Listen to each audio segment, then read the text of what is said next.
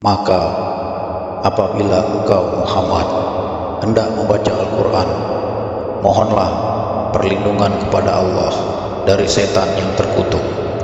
Sungguh, setan itu tidak akan berpengaruh terhadap orang yang beriman dan bertawakal kepada Tuhan. Pengaruhnya hanyalah terhadap orang yang menjadikannya pemimpin dan terhadap orang yang menyekutukannya dengan Allah. Al-Kahfi, Gua, dengan menyebut nama Allah yang Maha Pemurah lagi Maha Penyayang. Segala puji bagi Allah yang telah menurunkan kitab Al-Quran kepada hambanya dan Dia tidak menjadikannya bengkok, sebagai bimbingan yang lurus untuk memperingatkan akan siksa yang sangat pedih dari sisinya dan memberikan kabar gembira kepada orang-orang mukmin yang mengerjakan kebajikan bahwa mereka akan mendapat balasan yang baik. Mereka kekal di dalamnya untuk selama-lamanya. Dan untuk memperingatkan kepada orang yang berkata Allah mengambil seorang anak, mereka sama sekali tidak mempunyai pengetahuan tentang hal itu. Begitu pula nenek moyang mereka. Alangkah jeleknya kata-kata yang keluar dari mulut mereka. Mereka hanya mengatakan sesuatu kebohongan belaka. Maka barangkali engkau Muhammad akan mencelakakan dirimu karena bersedih hati setelah mereka berpaling, sekiranya mereka tidak beriman kepada keterangan ini Al-Quran. Sesungguhnya kami telah menjadikan apa yang ada di bumi sebagai perhiasan baginya untuk kami menguji kamu, siapakah di antara yang terbaik perbuatannya, dan kami benar-benar akan menjadikan pula apa yang di atasnya menjadi tanah yang tandus lagi kering. Apakah engkau mengira bahwa orang yang mendiami gua dan yang mempunyai ar-rakim itu termasuk tanda-tanda kebesaran kami yang menakjubkan? Ingatlah ketika pemuda-pemuda itu berlindung ke dalam gua, lalu mereka berdoa, ya Tuhan kami, berikanlah rahmat kepada kami dari sisimu dan sempurnakanlah petunjuk yang lurus bagi kami dalam urusan kami. Maka kami tutup telinga mereka di dalam gua itu selama beberapa tahun. Kemudian kami bangunkan mereka agar kami mengetahui manakah di antara kedua golongan itu yang lebih tepat dalam menghitung berapa lamanya mereka tinggal di dalam gua itu. Kami ceritakan kepadamu Muhammad kisah mereka dengan sebenarnya. Sesungguhnya mereka adalah pemuda-pemuda yang beriman kepada Tuhan mereka, dan kami tambahkan petunjuk kepada mereka, dan kami teguhkan hati mereka ketika mereka berdiri lalu mereka berkata, Tuhan kami adalah Tuhan langit dan bumi, kami tidak menyeru Tuhan selain Dia. Sungguh kalau kami berbuat demikian, tentu kami telah mengucapkan perkataan yang sangat jauh dari kebenaran. Mereka itu kaum kami yang telah menjadikan Tuhan-Tuhan untuk disembah selain Dia. Mengapa mereka tidak mengemukakan alasan yang jelas tentang kepercayaan mereka? Maka siapakah yang lebih zalim daripada orang yang mengada-ngadakan kebohongan terhadap Allah? Dan apabila kamu meninggalkan mereka dan apa yang mereka sembah selain Allah, maka carilah tempat berlindung ke dalam gua itu. Niscaya Tuhanmu akan melimpahkan sebagian rahmatnya kepadamu dan menyediakan sesuatu yang berguna bagimu dalam urusanmu. Dan engkau akan melihat matahari ketika terbit condong dari gua mereka ke sebelah kanan, dan apabila matahari itu terbenam menjauhi mereka ke sebelah kiri, sedang mereka berada dalam tempat yang luas di dalam gua itu. Itulah sebagian dari tanda-tanda kebesaran Allah. Barang siapa diberi petunjuk oleh Allah, maka dialah yang mendapat petunjuk. Dan barang siapa disesatkannya, maka engkau tidak akan mendapatkan seorang penolong yang dapat memberi petunjuk kepadanya.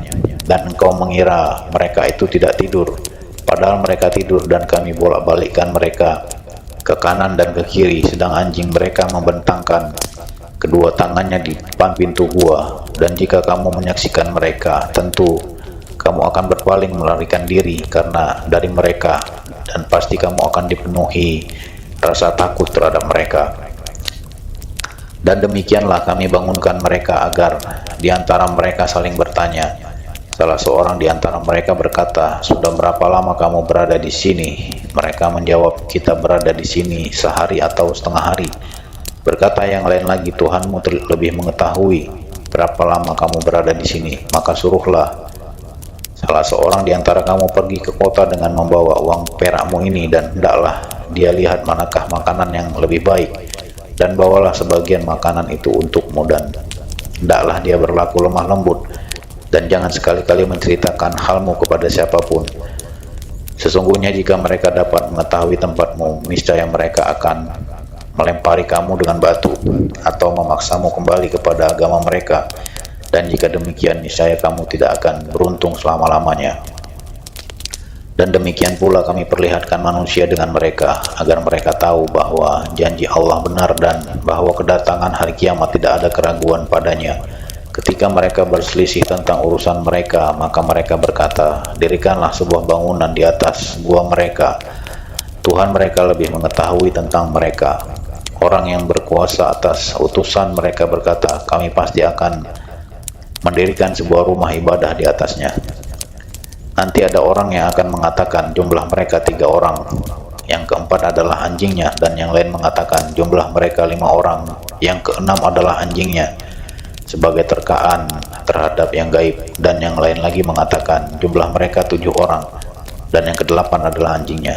Katakanlah Muhammad, Tuhanku lebih mengetahui jumlah mereka, tidak ada yang mengetahui bilangan mereka kecuali sedikit. Karena itu janganlah engkau Muhammad berbantah tentang hal mereka kecuali perbantahan lahir saja, dan jangan engkau menanyakan tentang mereka pemuda-pemuda itu kepada siapapun. Dan jangan sekali-kali engkau mengatakan terhadap sesuatu, aku pasti melakukan itu besok pagi, kecuali dengan mengatakan insya Allah. Dan ingatlah kepada Tuhanmu apabila engkau lupa, dan katakanlah mudah-mudahan Tuhanku akan memberiku petunjuk kepadaku agar aku yang lebih dekat kebenarannya daripada ini. Dan mereka tinggal dalam gua selama 300 tahun dan ditambah 9 tahun. Katakanlah Allah lebih mengetahui berapa lamanya mereka tinggal di gua. Miliknya semua yang tersembunyi di langit dan di bumi. Alangkah terang penglihatannya dan alangkah tajam pendengarannya. Tidak ada seorang pelindung pun bagi mereka selain Dia, dan Dia tidak mengambil seorang pun menjadi sekutunya dalam menetapkan keputusan. Dan bacakanlah Muhammad apa yang diwahyukan kepadamu, yaitu kitab Tuhanmu Al-Quran. Tidak ada yang dapat mengubah kalimat-kalimatnya, dan engkau tidak akan dapat menemukan tempat berlindung selain daripadanya. Dan bersabarlah engkau Muhammad bersama orang yang menyuruh Tuhannya pada pagi dan senja hari dengan mengharap keridhaannya. Dan janganlah kedua matamu berpaling dari mereka karena mengharapkan perhiasan kehidupan dunia. Dan janganlah engkau mengikuti orang yang hatinya telah kami lalaikan dari mengingat kami, serta menuruti keinginannya dan keadaannya sudah melewati batas. Dan katakanlah Muhammad, kebenaran itu datangnya dari Tuhanmu. Barang siapa menghendaki beriman, hendaklah dia beriman, dan barang siapa menghendaki kafir, biarlah dia kafir. Sesungguhnya kami telah menyediakan neraka bagi orang zalim yang gejolaknya mengepung mereka. Jika mereka meminta pertolongan minum, mereka akan diberi air seperti besi yang mendidih yang menghanguskan wajah. Itulah minuman yang paling buruk dan tempat istirahat yang paling jelek. Sungguh mereka yang beriman dan mengerjakan kebajikan, kami benar-benar tidak akan menyia-nyiakan pahala orang yang mengerjakan perbuatan yang baik itu. Mereka itulah yang memperoleh surga Aden yang mengalir di bawahnya sungai-sungai. Dalam surga itu mereka diberi hiasan gelang emas, dan mereka memakai pakaian hijau dari sutra halus dan sutra tebal. Sedang mereka duduk sambil bersandar di atas dipan-dipan yang indah. Itulah sebaik-baik pahala dan tempat istirahat yang indah. Dan berikanlah Muhammad kepada mereka sebuah perumpamaan. 2 orang laki-laki yang seorang kafir, kami beri 2 buah kebun anggur, dan kami kelilingi kedua kebun itu dengan pohon-pohon kurma, dan di antara keduanya kebun itu kami buatkan ladang. Kedua kebun itu menghasilkan buahnya dan tidak berkurang buahnya sedikit pun. Dan di celah-celah kedua kebun itu kami alirkan sungai, dan dia memiliki kekayaan besar. Maka dia berkata kepada kawannya yang beriman ketika bercakap-cakap dengan dia, hartaku lebih banyak daripada hartamu, dan pengikutku lebih kuat. Dan dia memasuki kebunnya dengan sikap merugikan dirinya sendiri karena angkuh dan kafir.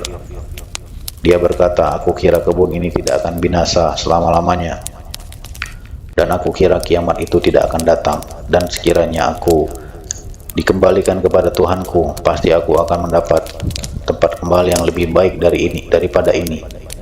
Kawan yang beriman berkata kepadanya sambil bercakap-cakap dengannya, apakah engkau ingkar kepada Tuhan yang menciptakan engkau dari tanah, kemudian dari setetes air mani, lalu dia menjadikan engkau seorang laki-laki yang sempurna? Tetapi aku percaya bahwa Dialah Allah Tuhanku, dan aku tidak mempersekutukan Tuhanku dengan sesuatu pun.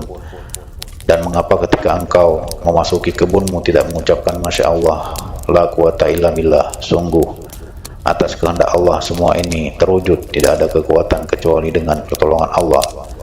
Sekalipun engkau anggap harta dan keturunanku lebih sedikit daripadamu, maka mudah-mudahan Tuhanku akan memberikan kepadaku kebun yang lebih baik dari kebunmu ini, dan dia mengirimkan petir dari langit ke kebunmu, sehingga kebun itu menjadi tanah yang licin, atau airnya menjadi surut ke dalam tanah, maka engkau tidak akan dapat menemukannya lagi. Dan harta kekayaannya dibinasakan. Lalu dia membolak-balikkan kedua telapak tangannya tanda menyesal terhadap apa yang telah dia belanjakan untuk itu. Sedang pohon anggur roboh bersama penyangganya parah-parah. Lalu dia berkata, betapa sekiranya dahulu aku tidak menyekutukan Tuhanku dengan sesuatu pun, dan tidak ada lagi baginya pertolongan, dan tidak ada lagi baginya segolongan pun yang dapat menolongnya selain Allah, dan dia pun tidak akan dapat membela dirinya. Di sana pertolongan itu hanya dari Allah yang Maha Benar. Dialah pemberi pahala terbaik dan pemberi balasan terbaik.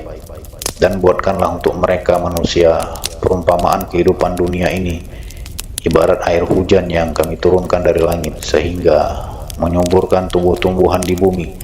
Kemudian tumbuh-tumbuhan itu menjadi kering yang diterbangkan oleh angin, dan Allah Maha Kuasa atas segala sesuatu. Harta dan anak-anak adalah perhiasan kehidupan dunia, tetapi amal kebajikan yang terus-menerus adalah lebih baik pahalanya di sisi Tuhanmu, serta lebih baik untuk menjadi pengharapan. Dan ingatlah pada hari ketika kami perjalankan gunung-gunung, dan engkau akan melihat bumi itu rata, dan kami kumpulkan mereka seluruh manusia, dan tidak kami tinggalkan seorang pun dari mereka. Dan mereka akan dibawa ke hadapan Tuhanmu dengan berbaris. Allah berfirman, sesungguhnya kamu datang kepada kami sebagaimana kami menciptakan kamu pada pertama kali.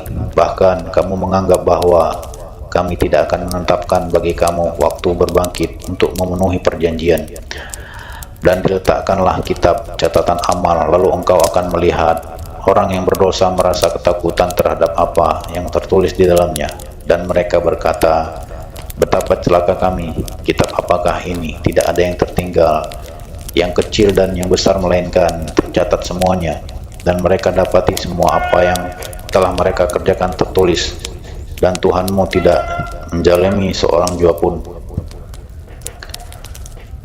Dan ingatlah ketika kami berfirman kepada para malaikat, sujudlah kamu bersama Adam, maka mereka pun sujud kecuali iblis.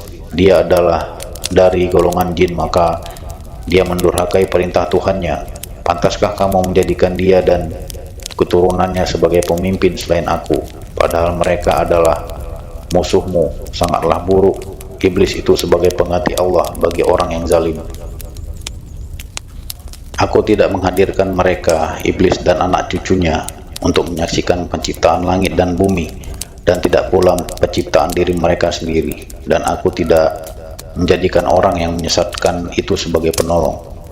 Dan ingatlah pada hari ketika dia berfirman, panggillah olehmu sekutu-sekutuku yang kamu anggap itu.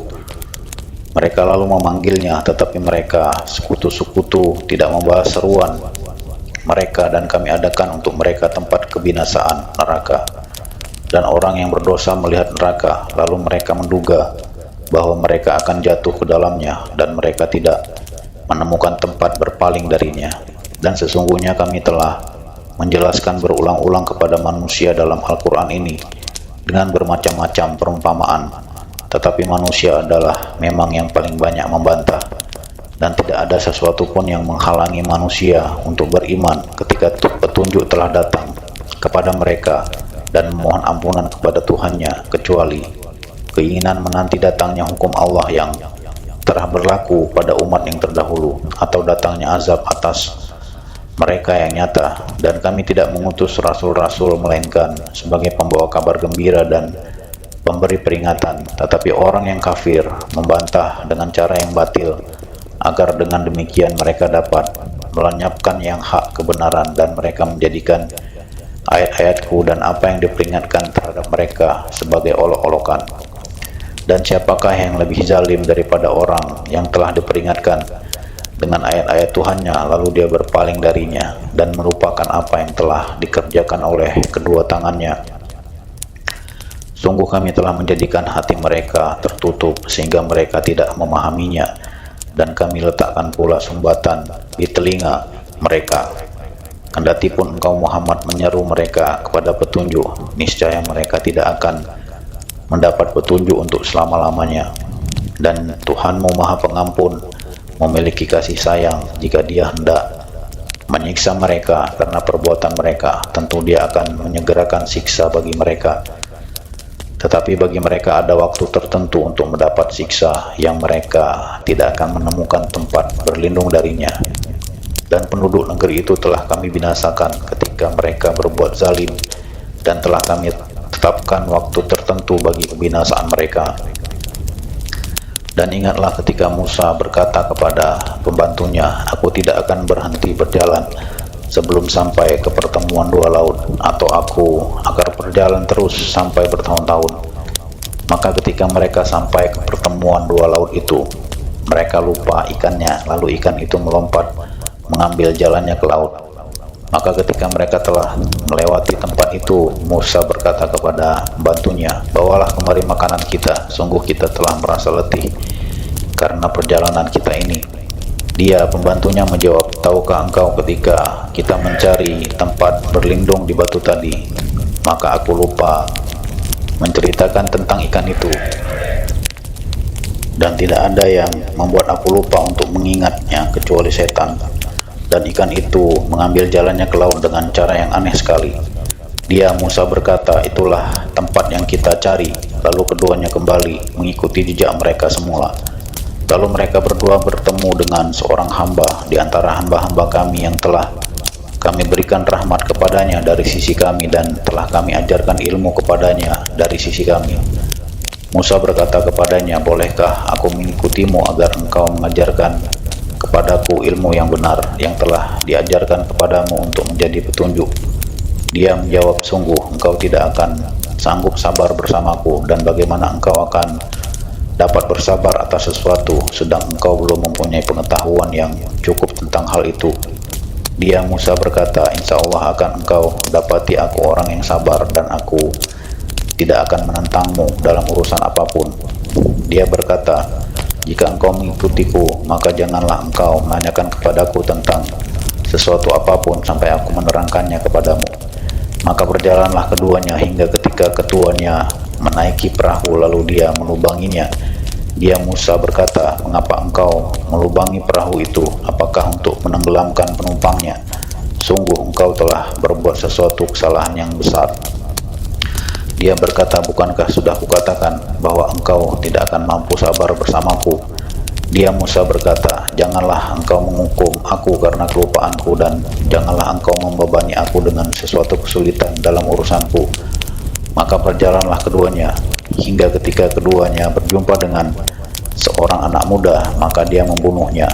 Dia, Musa, berkata, mengapa engkau bunuh jiwa yang bersih, bukan karena dia membunuh orang lain? Sungguh engkau telah melakukan sesuatu yang sangat mungkar. Dia berkata, bukankah sudah kukatakan kepadamu bahwa engkau tidak akan mampu sabar bersamaku? Dia, Musa, berkata, jika aku bertanya kepadamu tentang sesuatu setelah ini, maka jangan lagi engkau memperbolehkan aku menyertaimu. Sesungguhnya engkau sudah cukup bersabar menerima alasan dariku.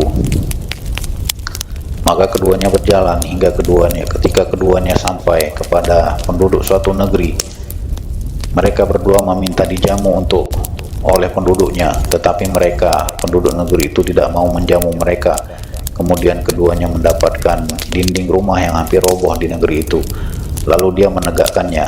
Dia, Musa, berkata, "Jika engkau mau, niscaya engkau dapat meminta imbalan untuk itu." Dia berkata, "Inilah perpisahan antara aku dengan engkau. Aku akan memberikan penjelasan kepadamu atas perbuatan yang engkau tidak ada mampu bersabar terhadapnya. Adapun perahu itu adalah milik orang miskin yang bekerja di laut. Aku bermaksud merusaknya karena di hadapan mereka ada seorang raja yang akan merampas setiap perahu. Dan adapun anak muda kafir itu, kedua orang tuanya mukmin dan kami khawatir kalau dia akan memaksa kedua orang tuanya kepada kesesatan dan kekafiran. Kemudian kami menghendaki sekiranya Tuhan mereka menggantinya dengan seorang anak lain yang lebih baik kesuciannya daripada anak itu dan lebih sayang kepada ibu bapaknya. Dan adapun dinding rumah itu adalah milik dua anak yatim di kota itu yang di bawahnya tersimpan harta bagi mereka berdua dan ayahnya seorang yang saleh. Maka Tuhanmu menghendaki agar keduanya sampai dewasa dan keduanya mengeluarkan simpanannya itu sebagai rahmat dari Tuhanmu. Apa yang kuperbuat bukan menurut kemauanku sendiri. Itulah keterangan perbuatan-perbuatan yang engkau tidak sabar terhadapnya." Dan mereka bertanya kepadamu Muhammad tentang Zulkarnain. Katakanlah, akan kubacakan kepadamu kisahnya. Sungguh kami telah memberi kedudukan kepadanya di bumi, dan kami telah memberikan jalan kepadanya untuk mencapai segala sesuatu. Maka dia pun menempuh suatu jalan, hingga ketika dia telah sampai di tempat matahari terbenam, dia melihatnya, matahari terbenam di dalam laut yang berlumpur hitam, dan di sana ditemukannya suatu kaum tidak beragama. Kami berfirman, "Wahai Zulkarnain, engkau boleh menghukum atau berbuat kebaikan mengajak beriman kepada mereka." Dia, Zulkarnain, berkata, "Barang siapa berbuat zalim, kami akan menghukumnya, lalu dia akan dikembalikan kepada Tuhannya. Kemudian Tuhan mengazabnya dengan azab yang sangat keras. Adapun orang yang beriman dan mengerjakan kebajikan, maka dia mendapat pahala yang terbaik sebagai balasan, dan akan kami sampaikan kepadanya perintah kami yang mudah." Kemudian dia menempuh suatu jalan yang lain, hingga ketika dia sampai di tempat terbit matahari sebelah timur, didapatinya matahari bersinar di atas suatu kaum yang tidak kami buatkan suatu pelindung bagi mereka dari cahaya matahari itu. Demikianlah, dan sesungguhnya kami mengetahui segala sesuatu yang ada padanya, Zulkarnain. Kemudian dia menempuh suatu jalan yang lain lagi, hingga ketika dia sampai di antara dua gunung, didapatinya di belakang kedua gunung itu suatu kaum yang hampir tidak memahami pembicaraan.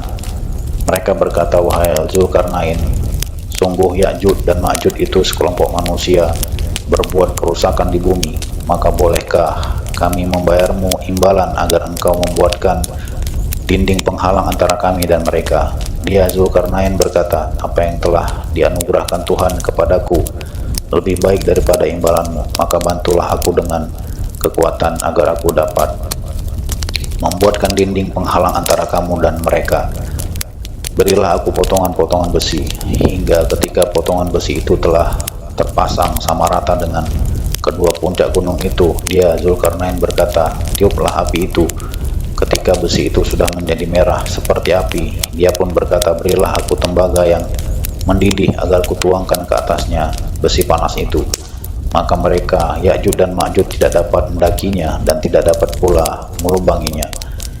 Dia, Zulkarnain, berkata, "Dinding itu adalah rahmat dari Tuhanku, maka apabila janji Tuhanku sudah datang, dia akan menghancur luluhkannya, dan janji Tuhanku itu benar. Dan pada hari itu kami biarkan mereka, Ya'juj dan Ma'juj, berbaur antara satu dengan yang lain.